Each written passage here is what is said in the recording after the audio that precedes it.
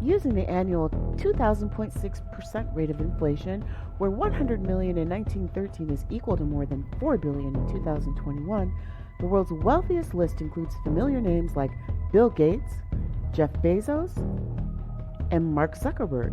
But sitting at number one is Mansa Musa of Mali. Musa, also called KanKan Musa or Mansa Musa, was emperor of the West African Empire of Mali from about 1307 to 1332. Mansa Musa left a realm notable for its extent and riches.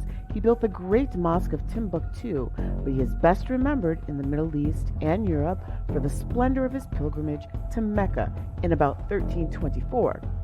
Mansa Musa, either the grandson or the grandnephew of Sundata, the founder of his dynasty, came to the throne in 1307. In the 17th year of his reign, about 1324, he set out on a famous pilgrimage to Mecca.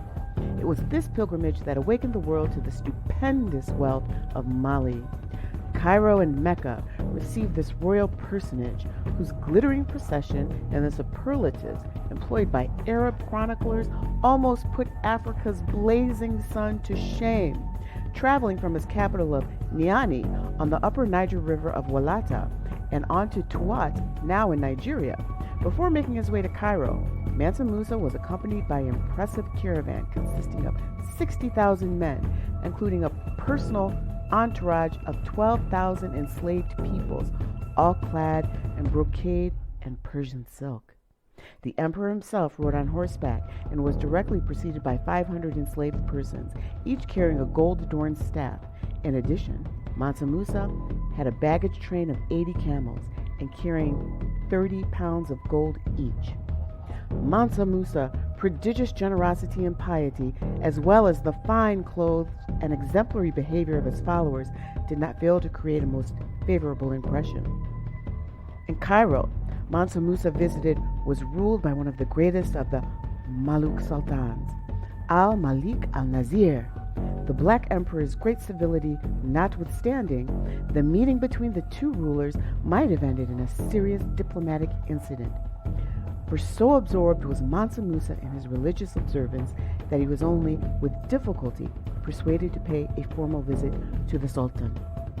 The historian Al-Umari, who visited Cairo 12 years after Musa's visit, found the inhabitants of the city with a population estimated at 1 million still singing the praises of Mansa Musa.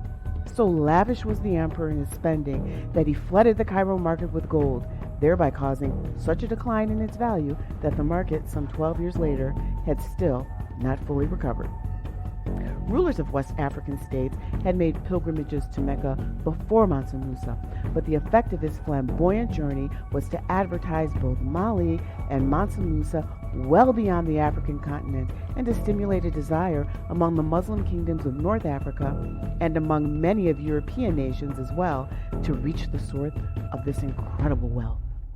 Mansa Musa, whose empire was one of the greatest in the world at the time, is reported to have observed that it would have taken a year to travel from one end of his empire to the other.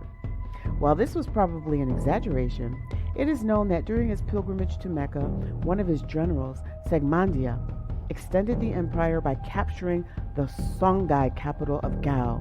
The Songhai kingdom measured several hundred of miles across, so that the conquest meant the acquisition of a vast territory. The 14th century traveler Ibn Battuta noted that it took about 4 months to travel from northern borders of Mali Empire to the Niani in the south. The empire was so overjoyed by the new acquisition that he decided to delay his return to Niani and to visit Gao instead, there to receive the personal submission of the Songhai king and take the king's 2 sons as hostages. At both Gao and Timbuktu, Songhai city almost rivaling Gao in importance, Mansa Musa commissioned Abu Ishaq al-Sahili, a Granada poet and architect who had traveled from Mecca to build mosques. The Gao mosque was built of burnt bricks, which had not until then been used as a material for building in West Africa. Under Mansa Musa, Timbuktu grew to be a very important commercial city, having caravan connections with Egypt and with all other important trade centers in North Africa. Side by side with the encouragement of trade and commerce, learning and the arts received royal patronage. Scholars who were mainly interested in history, Quranic theology, and law were to make the Mosque of Sankore in Timbuktu a teaching center and to lay the foundations of the University of Sankore.